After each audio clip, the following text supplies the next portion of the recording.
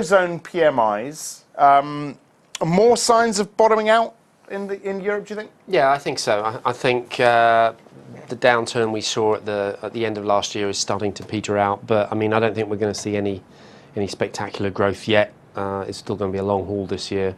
There's just too many headwinds, fiscal policy, political uncertainty, and so on that's just holding things back. When we look at asset classes, and of course the story has been, move out of the bonds, get into equities now. What are you telling your clients?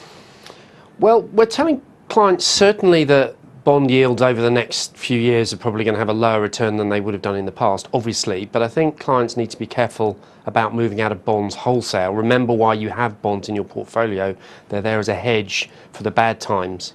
If you know for certain that things are going to be fine, then fine, pile into equities. But the trouble is, there's still these downside risks out there, so you need those hedges in case the bad times come back again. Sure. What do you think? What do you make of the UK market right now? Retail sales out this morning didn't look too bad. MPC this week. Mark Carney speaks this week. There's a lot going on. What are you saying on the UK right now?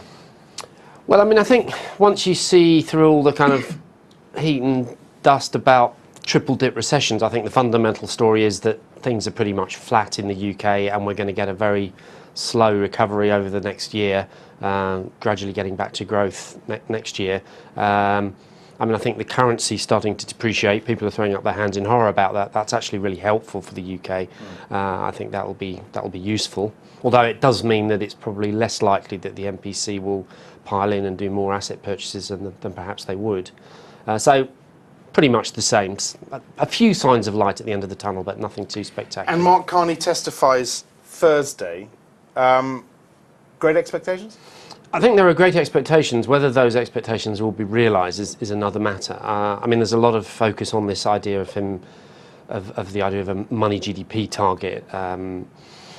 I think people have thrown that up as if it's abandoning inflation targeting. I think the way you should think about a money GDP target is that it's a souped up inflation target, if you like, and perhaps it puts a little bit more weight on growth. But I don't think we're going to be throwing the inflation mandate out the window at all. So I think inflation will still stay under control, even under the Carney regime.